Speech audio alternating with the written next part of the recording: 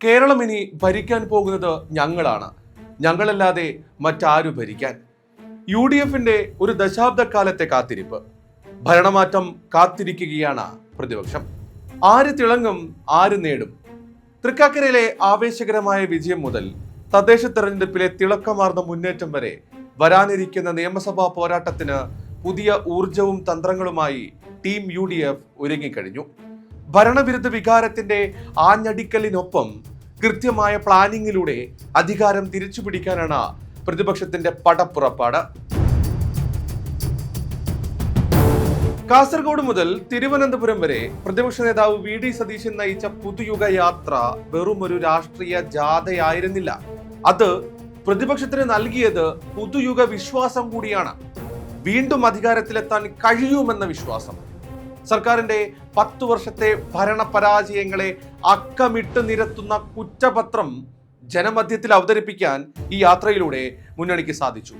ഒപ്പം കേരളത്തിന്റെ വികസനത്തിന് ഒരു ബദൽ രേഖ കൂടി മുന്നോട്ട് വെച്ചാണ് UDF ക്യാമ്പ് തങ്ങളുടെ ഒരുക്കങ്ങൾ ആരംഭിച്ചു എന്ന് പ്രഖ്യാപിച്ചിരിക്കുന്നത്. VD സതീശൻ എന്ന പ്രതിപക്ഷ നേതാവ് തന്റെ കൃത്യമായ പഠനവും വസ്തുനിഷ്ഠമായ വിമർശനങ്ങളും കൊണ്ട് കേരള രാഷ്ട്രീയത്തിൽ വേറിട്ടൊരു ശൈലി രൂപപ്പെടുത്തിയ നേതാവാണ്. വെറുമൊരു രാഷ്ട്രീയ എതിർപ്പ് എന്നതിനപ്പുറം ഓരോ വിഷയത്തിലും കൃത്യമായ ഡാറ്റയും വസ്തുതകളും നിരത്തി സർക്കാരിനെ പ്രതിരോധത്തിലാക്കുന്ന അദ്ദേഹത്തിന്റെ രീതി പ്രതിപക്ഷത്തിന് പുതിയൊരു ആർജവം നൽകി. കാസർഗോഡ് മുതൽ തിരുവനന്തപുരം വരെ അദ്ദേഹം നയിച്ച പുതുയുഗ യാത്ര മുന്നണി സംവിധാനത്തെ താഴെത്തട്ടിൽ സജീവമാക്കുന്നതിനോടൊപ്പം വികസനത്തിന് ഒരു ബദൽ രേഖ കൂടി മുന്നോട്ട് വയ്ക്കാൻ സാധിച്ചു. നിയമസഭയ്ക്കുള്ളിലും പുറത്തും ഭരണകൂടത്തിന്റെ പരാജയങ്ങൾ അക്കമിട്ട് നിരത്തുന്ന സതീശൻ വരാനിരിക്കുന്ന തെരഞ്ഞെടുപ്പിൽ UDFന്റെ പടയൊരുക്കത്തിന് നേതൃത്വം നൽകുന്ന പ്രധാന കരുത്താണ്.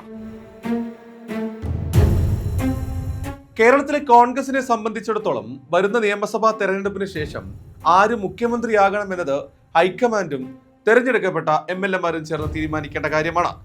നിലവിൽ UDFനെ സംബന്ധിച്ച് രണ്ടു പേർക്കും അവരുടേതായ കരുത്തുറ്റ വശങ്ങളുണ്ട്. ദീർഘകാലത്തെ പാർലമെന്ററി പരിചയവും മുൻ പ്രതിപക്ഷ നേതാവ്, ആഭ്യന്തരമന്ത്രി, KPCC പ്രസിഡന്റ് എന്നീ നിലകളിലുള്ള പ്രവർത്തന പരിചയവും രമേശ് ചെന്നിത്തലയുടെ മുതൽക്കൂട്ടാണ്. ദേശീയ തലത്തിലും കേരളത്തിലും ഒരുപോലെ സ്വാധീനമുള്ള നേതാവാണ് രമേശ് ചെന്നിത്തല.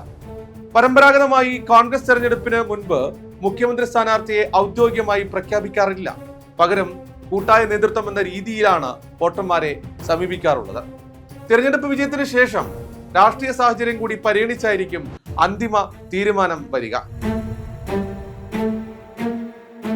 UDF എന്ന മുന്നണി സംവിധാനത്തിന്റെ നട്ടെല്ലും ഏറ്റവും വിശ്വസ്തവുമായ കക്ഷിയാണ് മുസ്ലിം ലീഗ്.